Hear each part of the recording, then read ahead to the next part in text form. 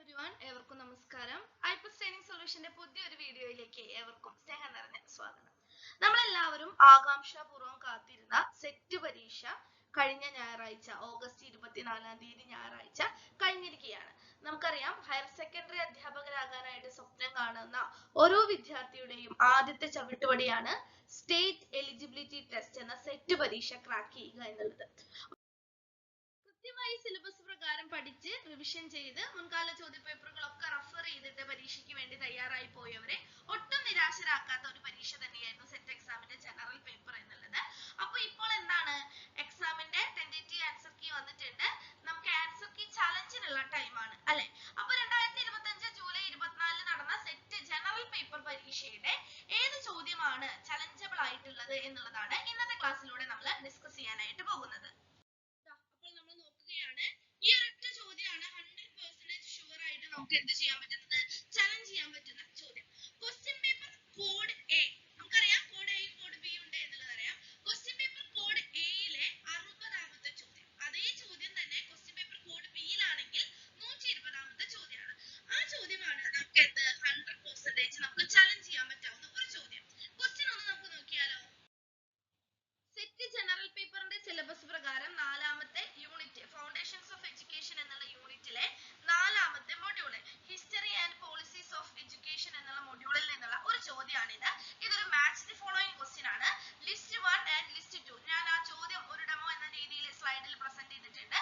അപ്പൊ ലിസ്റ്റ് 1ലെ national policy on education 1968, then option B ആയിട്ട് national policy of education 1986, right to education act 2009, RMSA എന്നീ കാര്യങ്ങളാണ് തന്നിരിക്കുന്നത്. ദെൻ അതിന് മാച്ച് ആകുന്ന കാര്യങ്ങൾ ലിസ്റ്റ് 2ൽ നിന്ന് കണ്ടെത്തി മാച്ച് ദി ഫോളോയിങ് ചെയ്യുക എന്നുള്ളതാണ് നമ്മുടെ ചോദ്യം. അപ്പോ നിങ്ങളൊന്ന് നോക്കൂ, ഇതിൽ ഏതാണ് ശരിയായിട്ടുള്ള ആൻസർ ആയിട്ട് വരേണ്ടത്. നമുക്കിതിൽ ഏറ്റവും കൂടുതൽ പരിചയമുള്ളത് ഏതാണ്, റൈറ്റ് ടു എഡ്യൂക്കേഷൻ ആക്ട് ആണ് അല്ലെ. റൈറ്റ് ടു എഡ്യൂക്കേഷൻ ആക്ട് 2009 എന്നുള്ളത് എന്താണ് ആ ആക്ട് പറയുന്നത്, free and compulsory education for 6 years to 14 years of students എന്നുള്ളതാണ് ഏതിലെ റൈറ്റ് ടു എഡ്യൂക്കേഷൻ ആക്ട് 2009 പറയുന്നത്. ഇനി ടെന്റേറ്റീവ് ആൻസർ കീ പ്രകാരം LBS സെന്റർ പ്രസിദ്ധീകരിച്ച ടെന്റേറ്റീവ് ആൻസർ കീ പ്രകാരം ഏതായിരുന്നു നമുക്ക് തന്നിട്ടുള്ള LBSന്റെ ഭാഗത്ത് നിന്ന് ഇപ്പോൾ വന്നിട്ടുള്ള ആൻസർ കീയിൽ ഏതായിരുന്നു ഓപ്ഷൻ കൊടുത്തിരിക്കുന്നത് എന്നൊന്ന് നമുക്ക് നോക്കിയാലോ.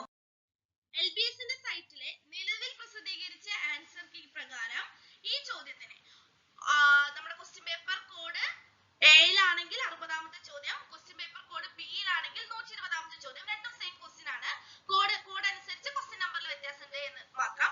ഇതിന്റെ ആൻസർ ആയിട്ട് ആൻസർ കീയിൽ LBS സൈറ്റിൽ വന്നിട്ടുള്ള ആൻസർ കീയിൽ വന്നിട്ടുള്ളത് ഓപ്ഷൻ ബി ആണ്. നോക്കൂ, ഓപ്ഷൻ ബി പ്രകാരം C4 എന്നാണ് അതിൽ കൊടുത്തിരിക്കുന്നത്. അങ്ങനെയാണെങ്കിൽ അത് തെറ്റല്ലേ മക്കളെ? യെസ്, അത് തെറ്റാണ്.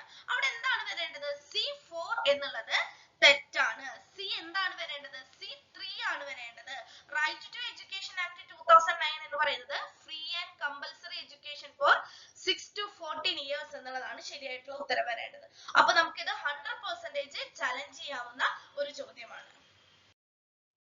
ചലഞ്ച് ചെയ്യാനുള്ള ക്വസ്റ്റ്യൻ എല്ലാവർക്കും ക്ലിയർ ആയി എന്ന് കരുതുന്നു.